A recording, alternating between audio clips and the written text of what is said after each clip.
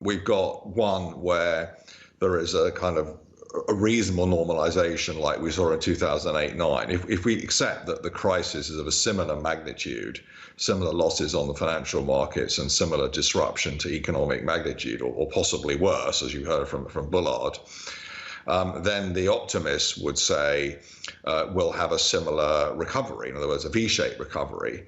The alternative view, which I more favor, and it's actually one that was propagated by Warren Buffett, is that there are going to be some profound changes in the way people shop, the way people consume goods, and of course leisure time. And they are going to take a long, long time to work through. So in that scenario, we're not talking a V-shape, we're talking an L-shape recovery.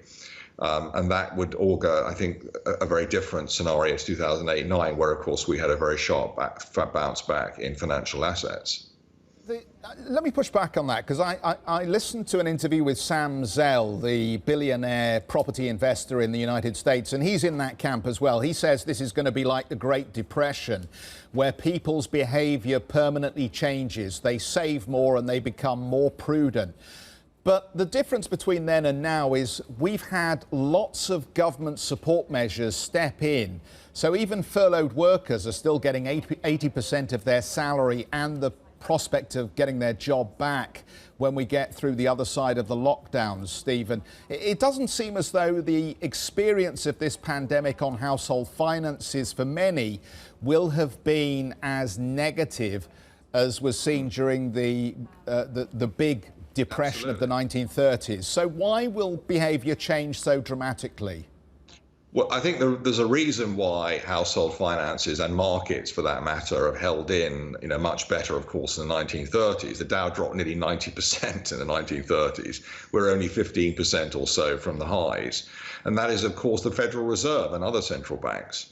And there is a body of opinion, and I think it was quite nicely put by an excellent article given by BlackRock's two joint CIOs at the end of March, very prescient, and it was entitled, "We Buy What the Federal Reserve Buys." I'll come to that one in a second.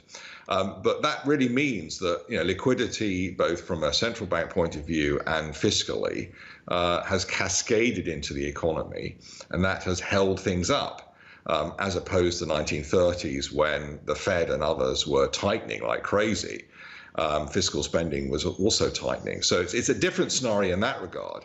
I think if you think about consumer behavior, consider what's happening in New Zealand. I mean, New Zealand is a small economy, obviously very remote, and they have managed to completely isolate themselves from COVID. I think they've had only a handful of deaths, and the infection rates has been brought completely under control.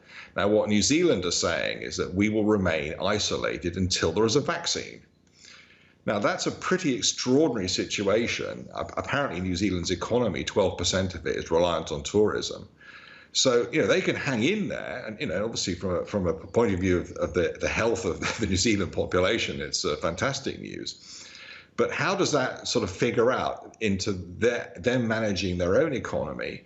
And secondly, all the jobs and all the businesses that would have needed to engage with New Zealand. So these are very unprecedented situations. You can use a few other examples like that. Taiwan is a similar one. So I think the point about, yes, household finances have not been devastated. There is a very big welfare state program in Europe, less so in the US, which is kind of preventing the absolute ravages, the hunger and everything else that we saw in the 1930s. But it doesn't change the fact that whole swathes of industries are effectively going to require an enormous amount of time before people change their behaviors. Now, will people ever change their behaviors? Yes, of course. Humans do forget. Humans are sociable animals, and in 2 or 3 years' time, we are hoping that we will put most of this behind us. But it may well take a vaccine before that really happens.